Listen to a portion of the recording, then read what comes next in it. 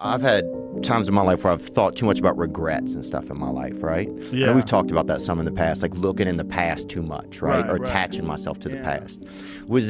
Has there been anything along your journey that you've kind of regretted? And then how do you deal with regret? I mean, individual choices and mistakes, yeah, but ultimately you learn from those. So, like, no. Because, like, even the regrets, the bad things or the stupid things, you learn not to do bad things or stupid things. You know, all those things are beneficial in some way if you can get through them. You know, if you, like, did something that resulted in someone's death or something horrible like that, yeah, it'd be a terrible regret. But I've been very fortunate that hasn't happened. But the dumb shit that I've done or the bad mistakes that I've made, they've taught me. You know, you learn. Like, that's why failure is so important. Like, failing and fucking up and making mistakes, it's very important. That's how you learn. That's how the bad feeling that you get from something that you shouldn't have done or wish you didn't do or wish you did better. Like, especially failing at something where you half-assed it and you just feel like a fucking loser. Like, that just teaches you. It teaches you to get your shit together. Well, you have such a good ability to learn from those things. Some people, I think, kind of it's just like it gets repetitive for some people. That's dangerous. Yeah, it's dangerous to dwell on past mistakes because people sort of define themselves by the worst moments that they've ever had. And if that's the case, like, some people are stuck in high school. You know, they're stuck in failures that they had, like, when they were first getting jobs, and they always think that they're a loser, and they don't like the feeling of failure, so they keep low expectations so that they never have to feel that. You got to get through it.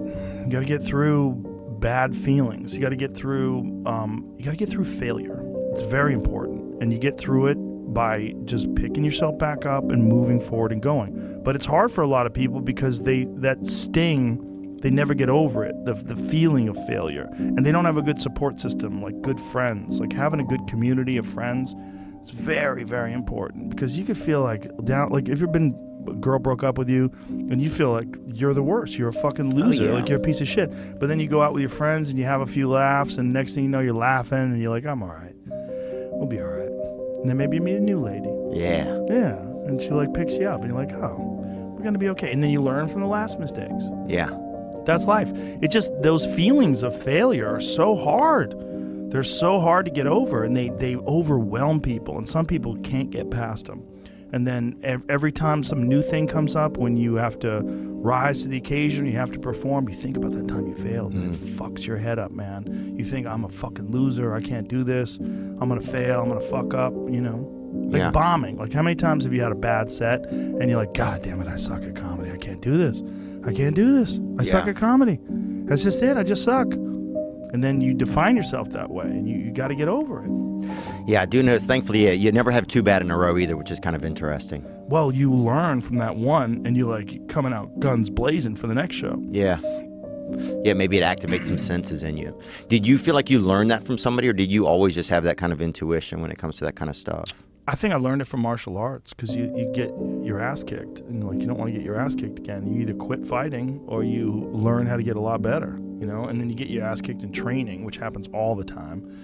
And, you know, you learn from those mistakes. You learn, you know, like, maybe you were stationary too much, or maybe you telegraphed too much, or maybe you got tired and you haven't been doing your cardio. Like, those failures that you have from martial arts are so consequential, because you get hurt.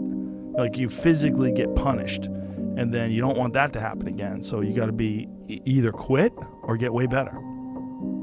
I like that. And that's great for a lot of my listeners. A lot of guys, you know, or just, you know, a lot of guys just trying to keep going in their lives, you know? Yeah, with everybody. And my listeners, your listeners, anybody who's listening to people out there. Yeah. That's why there's so many self-help books. That's why there's so many motivational documentaries and motivational Instagram pages, is because people need stuff like that. They need something. And generally, the best version of it is coming from someone who's experienced fuck-ups and got through it. Yeah. You know?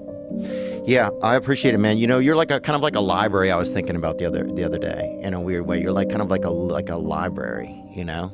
That's interesting. How am I a library? Because you just have all this information that's passed through you, and you're able to like kind of, you're almost like a cleaners at the cleaners. If you ask a question, then it goes and gets the information and brings it to the front, you know, and it's like wrapped up kind of. It's cool. That's a funny way. It's a nice skill, man. Because I was even listening to an old episode of ours, and there was information and like kind of suggestions and guidance you share with me in there that were still resonate with me today. So it's just pretty cool.